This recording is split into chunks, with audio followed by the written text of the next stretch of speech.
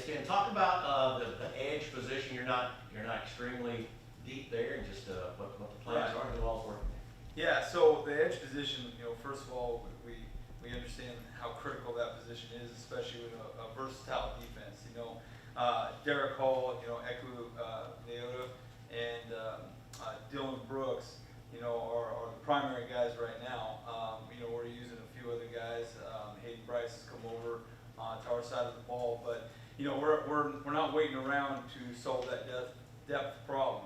We're actively seeking it, in a couple different ways. Certainly recruiting, looking for it, and then also within the scheme, how can we utilize those guys without burning them out? It's a position that one of our best leaders on this defense is on, Derek Hall, and we got to make sure we put him in great positions to make plays, but we understand that he can't take every rep. So, I don't know if that answers the question, but we understand how important it is. Those guys are doing a great job. First of all, Coach Rock is doing an awesome job with them, but we are also actively seeking depth in a hurry. At the moment, we're probably seeking it at pretty much every second. Nathan? Nathan King, Auburn Recruiting. You talked last year about kind of the growth of Cam Riley and what he's done in the weight room, and now y'all's roster gets updated again. He's added like 11 more pounds since last year. Just what do you like about the way he's kind of developed as an athlete so far? Well, really, with him, you see a continued trend. A lot of times with our guys, we're talking about trends. One good day doesn't mean it's been 2 weeks, right? What are they doing consistently? And Cam has done that. He didn't play, probably as much as he wanted to on the defensive side of the ball. However, going into that season, the big thing was gaining weight, gaining experience, and getting used to playing in the box too. That's another thing. Some of the guys we recruit, they're good athletes, and as they get to specific positions, it may not be exactly what they did. Just because that tag said linebacker does not mean you played in the box, and that is a different world. 5 yards off the ball, reading the guard in your back than it is being off the edge and sacking the quarterback, right? But he is a versatile player, and the biggest thing I think that he gained last year was, number one, the experience, and then took that, and there was a hunger after the season. I'll say that. There was a hunger. He wanted to be more active in this defense and play significant minutes, and it showed up. I mean, sometimes people say they want it, but their actions don't always back it up. You see the weight he's gained, and really impressed. I know it was one practice. That doesn't make a trend either, but his current trend as far as his weight, his commitment to what he's doing, it is all going in the right direction. Jason? Caldwell, inside Auburn Tigers. Good to see you. How would you describe your philosophy on defense, and then maybe what do you want to see out of the defense in this spring as you kind of head towards the summer and get ready for season? Yeah, absolutely. Great question. I mean, when we're talking about philosophy on defense, a lot of people, start thinking about the structure, right, first. So are you a 3-4 and are you a 4-3? Well, we're 3-4 personnel because you always have to organize how you meet with players, right? That's really what it comes down to, whether you're in college, high school, or the NFL. How are you meeting with those guys? How are you recruiting those guys, more importantly, right? Because, when you recruit a 3-4, you're trying to get more of the bodies to the previous question, those edge bodies, which are valuable all over the field. I'll say defensively, certainly, but on special teams, everywhere. So that is why we do recruit, and we start with 3-4 defense. However, I believe you got to be versatile. We're going to play even fronts, we're going to play odd fronts. You got to have 2 highs, 1 highs, just like everybody else. And it kind of depends, are you going to play the smash mouth team with 2 backs, or are they going to spread you out and have a play every 13 seconds? I mean, those are 2 different things that you're working against. So from a philosophy standpoint, first and foremost, Coach has a hardcore foundation of what he believes in defense, and we are 100% aligned on that. I mean, we want to be relentless. We want to show up in your dreams a little bit, right? So we talk about just that relentless effort all the time, but it really boils down to stopping the run, first and foremost, and all these are defined on how we do that for our players. But then when you stop the run, you earn the right to pressure and confuse the quarterback. And this game, and as we know, some of the players in this league, it's got to be a pre and post snap attack on the quarterback, and that is one of the things this spring we are certainly trying to improve is our pre-snap presentations and not always being in that once the ball is snapped. Now everybody works on that, right? So it's not unique to us. It's just one of the emphasis in that department, you know. And then after pressure confuse the quarterback, we talk about eliminating explosive plays. I mean, if you watch any football game, rarely does a team go 3 yards in a cloud of dust all the way down the field. There was an explosive play, or they scored from you know, a distance where it became an explosive touchdown, right? So stop and run, pressure confuse the quarterback, eliminate explosives, and then it's all about the ball. I mean, we know how important, and you hear it every time you watch a game, how important takeaways are, right? And so again, we're actively seeking those things. We are making it a big deal in practice, a big deal whether or not it is a true takeaway. If that ball's on the ground, we're picking it up. And I thought the guys for practice one, again, that's not a trend, but they were all in on that. And then the final part of it is relentless finish, and we define it as pursuit, tackling, and takeaways, which all leads to wins. So we kind of go back and I know that's kind of a long answer on the philosophy, but the bottom line is, you know, for us to move further, faster, and play physical and confidence, hey, there's checklists on the way. And we really spent a ton of time. You asked about what we were looking for this spring. Hey, mentality starts with mentality.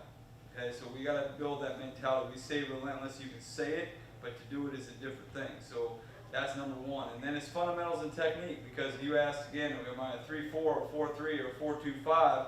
You know, if you are not fundamentally sound or technique driven, doesn't matter, right? So we can all go up and draw a blitz, but if you got a bunch of players that don't understand how to do those things, it's going to be a bad-looking blitz at the end of the day. So we are looking to make sure we all understand those things. And then competition. You know, that's kind of the central theme on us. You know, I know there's certain positions, to the previous question, that we don't have as many bodies, but I'll tell you what, there's a lot of guys on the defense that can play in multiple spots. And so, you know, you can look at it as a problem, and it certainly is. And we are actively seeking, like I said, to recruit to that position. However, it will give us an opportunity to create more competition and some different looks where we can possibly see what somebody could do in that spot. So not just in that spot, but in all spots. So competition is a big deal this spring. Ron? Yeah, Brian Stolz, AuburnSports.com. You speak of competition with Roger gone as the #1 corner, kind of defensive player of the year for him. Yeah. How do you go about finding that next guy that can cover, you know, the top receiver on the on all these teams? Yeah, well, you know, it doesn't happen certainly overnight. And Roger, you know, I was smiling when he said that because just watched his pro day yesterday. It looked great. It looked phenomenal. I'm really happy for him. And but as you go, it started when the season ended.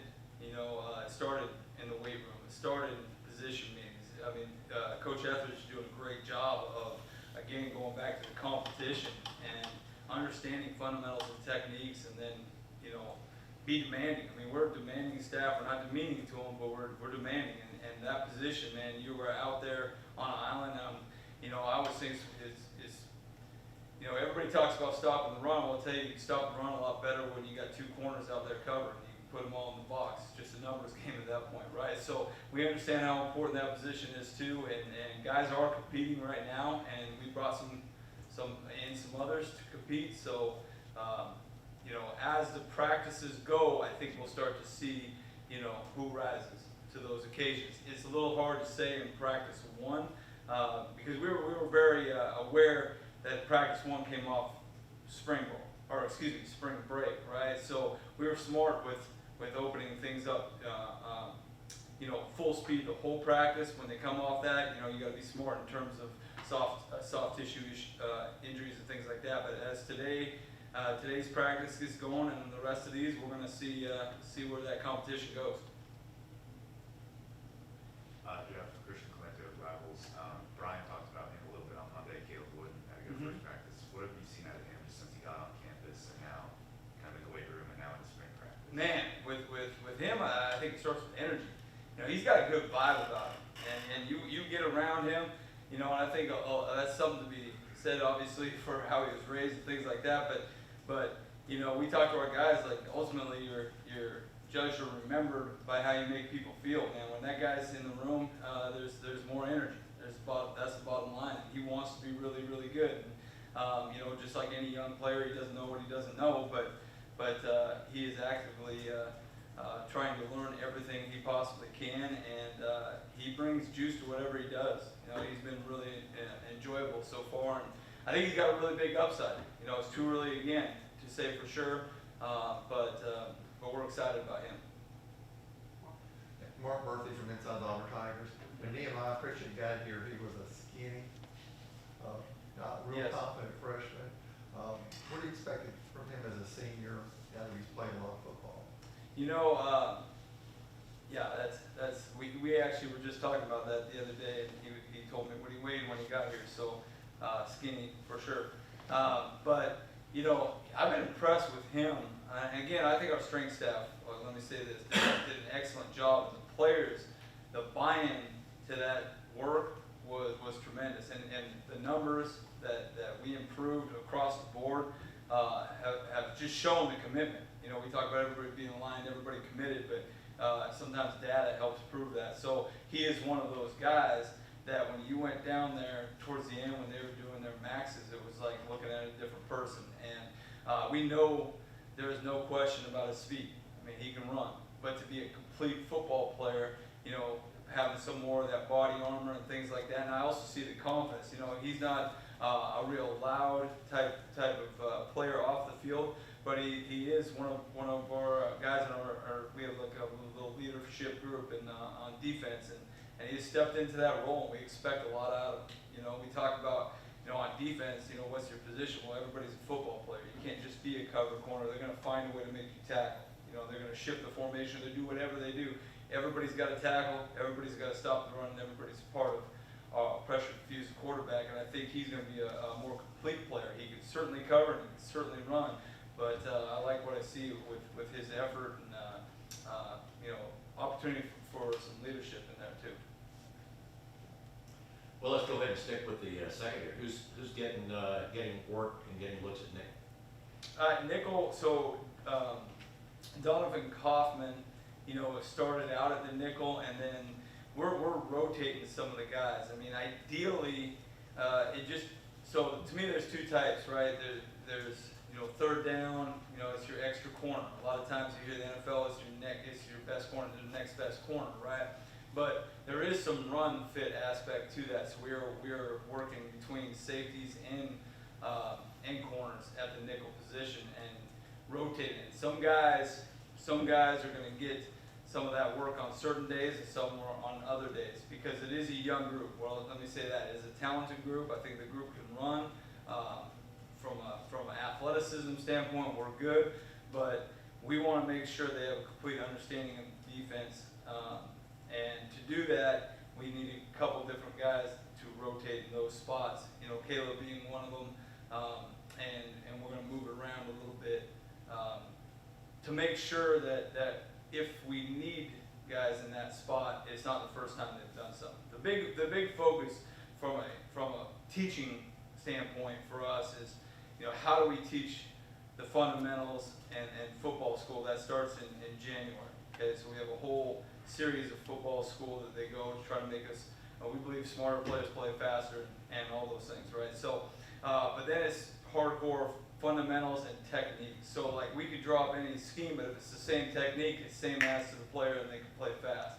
And so, if you don't put guys in that spot, then it's always brand new to them. You know what I'm saying? So we are rotating a little bit, and it's really, you kind of name it on the secondary, they're going to get a little piece of that, We are going to play guys that they're enough to get good at it too. So I'm not saying like every day there's a new nickel, but our offense does a whole lot of things. They're 12 personnel, they're 11 personnel. They keep it moving. So you have to have some guys that can fit the run and also cover. Nehemiah being one of them too. Take a few more.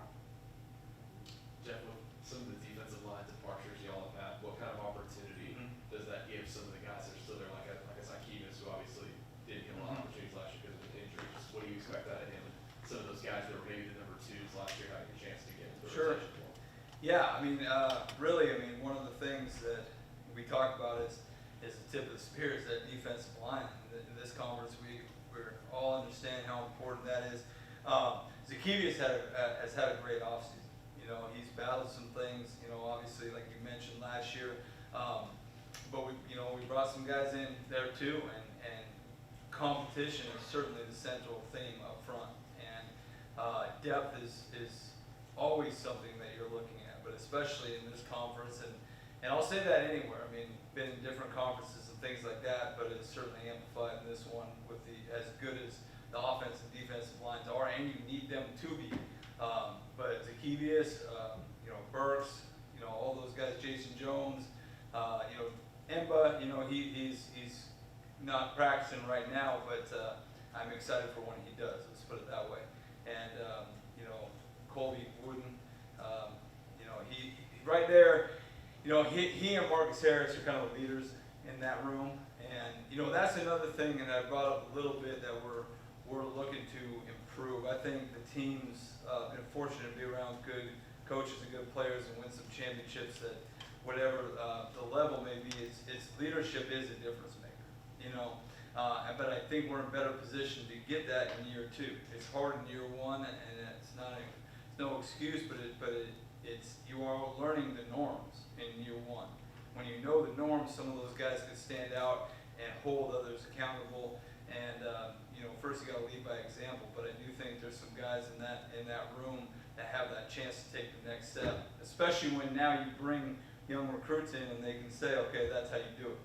That's the thing. I got an opportunity to be at a practice with the Rams a few years ago and watch Aaron Donald practice. I'm not comparing anybody to Aaron Donald, but I'm just saying if you see how he practices and how guys gravitate to what he's saying and paying attention and showing guys what's important, there's a reason why teams are successful, and it's usually passed down from older guys. But again, in year 2, you got a much better chance to do that because they already understand the norms. Rex? Coach Rex Gessie from WRBO. First of all, congratulations. Now that this is your defense and you got a game plan for teams like Georgia, Alabama, the SEC West, the monster that it is, what excites you the most about this opportunity? Man, I don't know if I have the words about what specifically excites me the most about the opportunity. I'd say all of it. It's the opportunity, number one, to be a defensive coordinator. I mean, that's really when I started coaching at the college level. That's really what I wanted to be. It'd be nice to be a head coach and all those things, but I've always that's what I've wanted to be: run a defense and be able to teach, recruit, develop, and advance players' careers. I mean, that's really what it's all about, right? But what am I excited about? I'm excited to compete in this position in the best conference in college football. That's the bottom line, right? And I love I was fortunate to be under Coach Mason and be here last year because I think when there's some familiarity, it does help. It does help. Like, I understand the players, I know the players, so that part gets you further faster. There's no doubt about that. I'm excited about our staff, but bottom line is if you're in this business, you're a competitor. And I think at the end of the day, being able to compete again at the highest level and do it with the man that we're doing it with and being aligned with a vision that you believe in. I mean, that's a big deal to me. You can coach all over the place at the highest level or not, but I think who you're working with and working for makes a difference. And when the vision is clear and you believe in that vision, man, it makes it easy to step on the gas every day. But I know that, again, that's a kind of a long answer, but when you ask exactly what it is, it's all of it. Take 2 more, Mark and then Hook. Yeah, could you talk about the linebackers this spring? You lost your top 2 tacklers, and then Owen's going to have to watch, it looks like, a lot. So what are the opportunities for the other guys, and what are you expecting from them? Yeah, so, I haven't worked with those guys last year, and again, Kobe and Chandler did a great job yesterday, excited for them. And, one thing, with that, you lose some leadership too. However, Owen, he's not practicing right now, but in the long run, that's going to be the best thing because, they're getting those things fixed. And, there's a guy, I will say, that's not practicing, but is as locked in and as diligent about everything he does as I've seen, really. He takes care of his body. It's an opportunity to lead in a little different way than maybe he wants to, but he's a kid that's learning the game even as he's watching. A lot of guys can't do that. He does that, you know. And Coach Robinson is doing a great job with those guys. Again, I don't want to sound like coach speak, but it is what it is, right? I mean, it's competition, so you're getting an opportunity for Cam Riley, for Wesley Steiner, for Joko Willis, Eugene Asante that came in, Desmond Tisdale. Like, there's some numbers there in that group.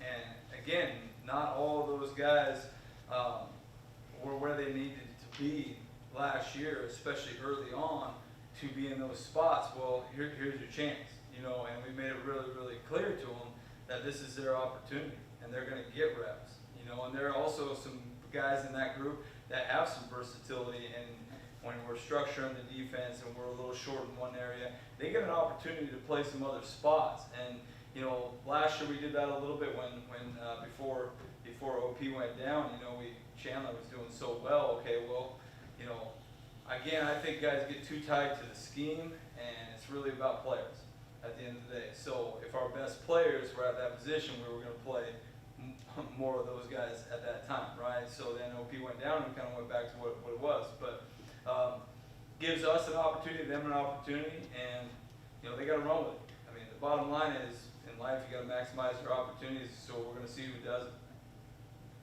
Hey, Coach Justin Huggins in Auburn Live. I was just going to ask you kind of about the last year, what it's been like, you know, from arriving to Auburn to where you are now. It's been a whirlwind of on the field, off the field, and then you kind of mentioned the vision and being clear in the vision. Do you think the vision's more clear now in terms of what you guys want to do than maybe when you arrived? Just kind of try to.